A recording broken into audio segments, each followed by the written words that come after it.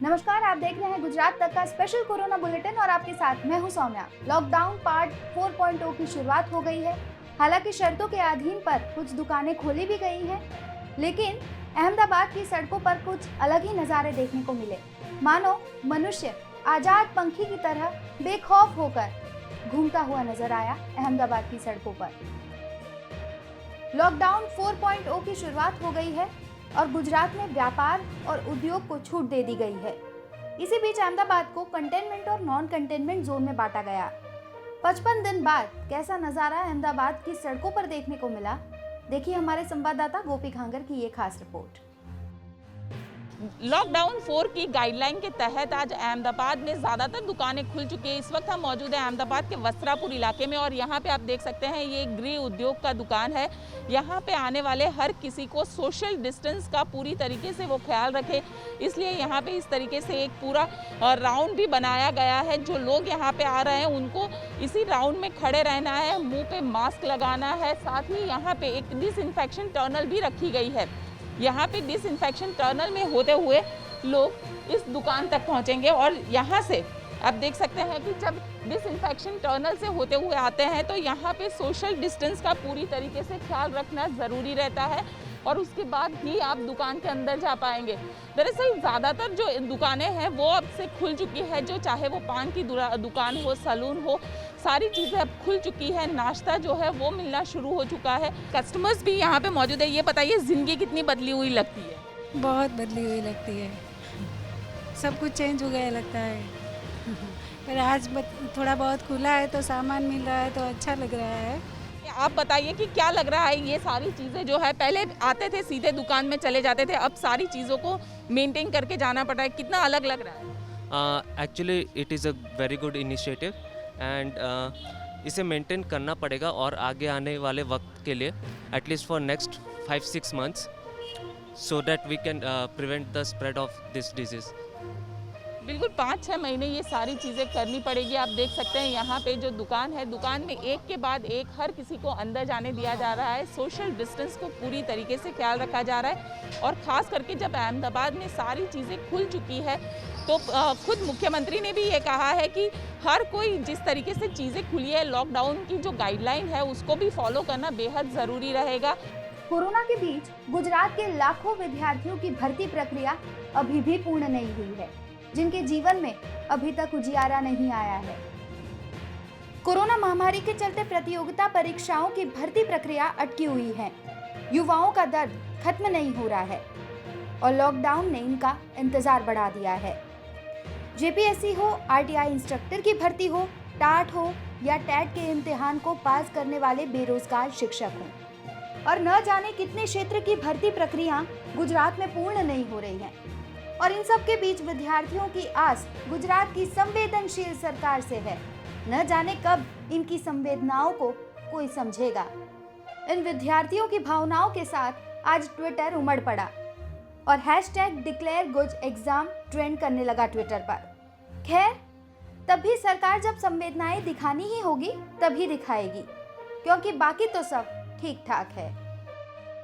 સરકારશ્રી દ્વારા છેલ્લા 3-4 વર્ષમાં ઘણી ભરતીઓ બહાર પાડવામાં આવી, પરંતુ એક પણ ભરતી છેલ્લા 3 થી 4 વર્ષમાં પૂર્ણ થઈ નથી કે એક પણ ભરતી બોર્ડ દ્વારા કોઈ પણ ભરતી પૂરી કરવામાં આવી નથી। તો સરકાર આની સામે ધ્યાન દોરે।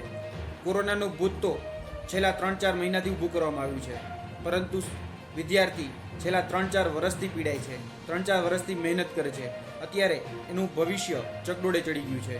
તો સરકાર આની સામે કંઈક સારા પગલાં લે।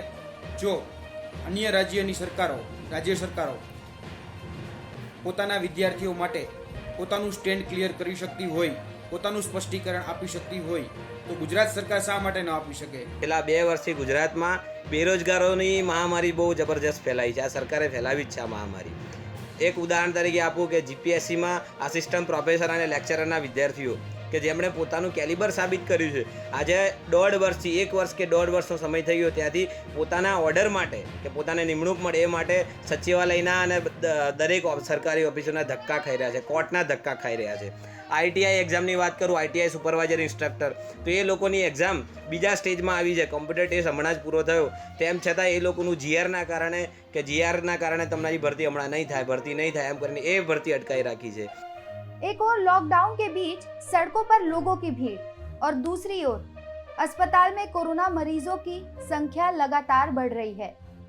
ये दोनों ही विषय काफी चिंताजनक है।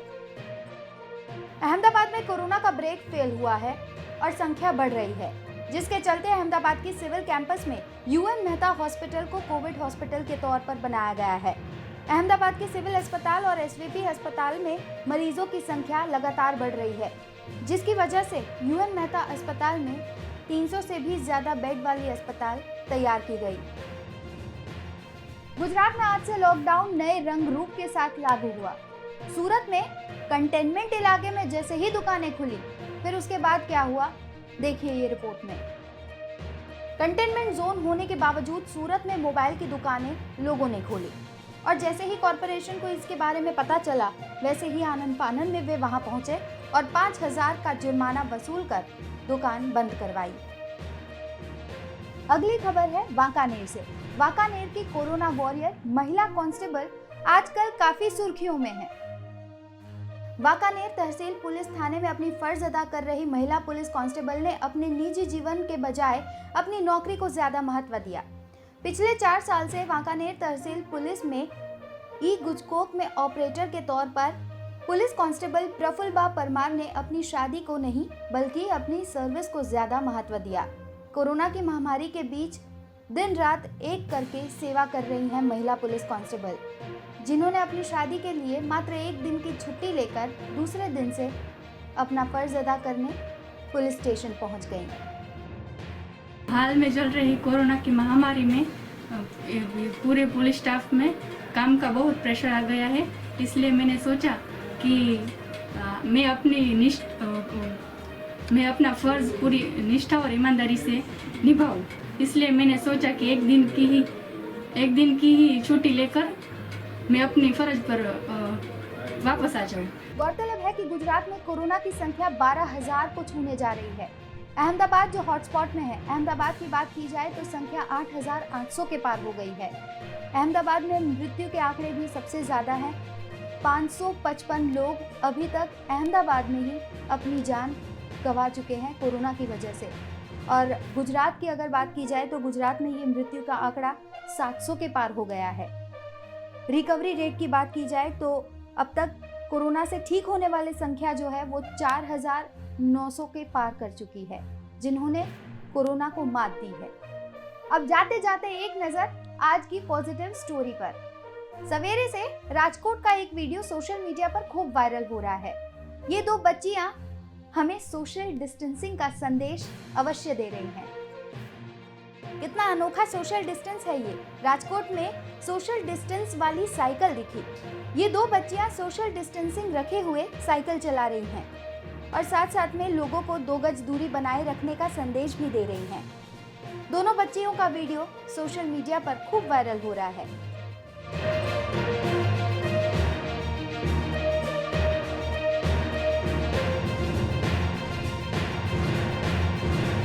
तो लॉकडाउन 4.0 की शुरुआत हो गई है। नए रंग रूप वाला ये लॉकडाउन हमें दिया गया है।